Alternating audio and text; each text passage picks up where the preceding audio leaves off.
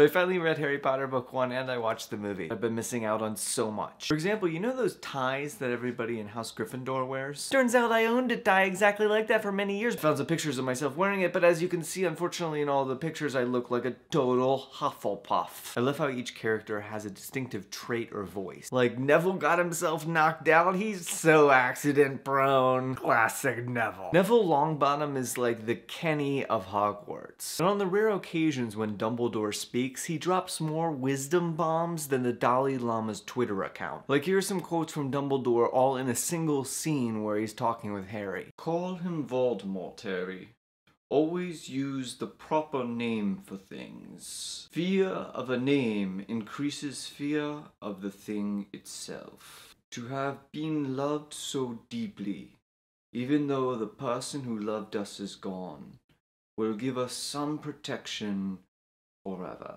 Alas, Ewax. Speaking of characters I would enjoy following on Twitter, I love the way the centaurs talk. It is not our business to run around like donkeys after stray humans in the forest. But in reading the books now, it's easy to see why they offered such a perfect escapist fantasy for young readers. Because we all had those days when we were children when we just like hated our parents and you're sitting in a room and you're like, there's no way these are my real parents. I must have been switched at birth and my real parents are really kind and loving and live in a big Bavarian castle. And that is basically exactly what Harry Potter discovers in this book. Now why do we need this sorting hat? I realize that this looks nothing like the real sorting hat, but I just want an excuse to put it on again. In the wizarding world, it seems you can just look at a person's name and determine whether or not that person belongs in Slytherin. Draco Malfoy? Severus Snape?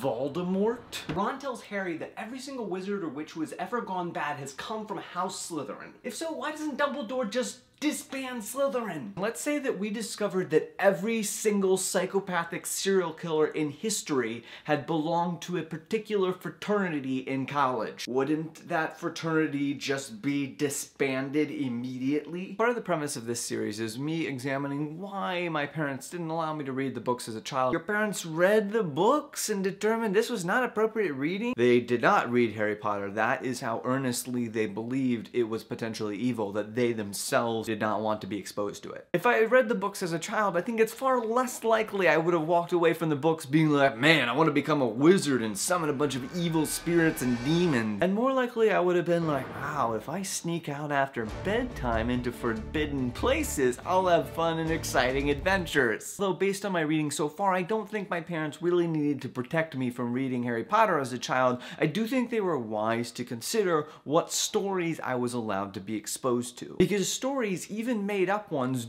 do matter because they do influence us. In fact, those are the exact reasons why we read them. For example, my fiance Ashley says that when she was considering where she was going to go to high school, she chose a private boarding school in large part because when she visited it, it reminded her of Hogwarts. Like, I would love to see a graph, the sales of Harry Potter over top of the increased popularity of private boarding schools. I could, of course, put together that data set myself, but that would take a long time and therefore would delay me from reading book 2. Give yourself a high five in the comments if you read book 1 along with me, and go ahead and start reading book 2, and we will hang out and talk about that in the very near future.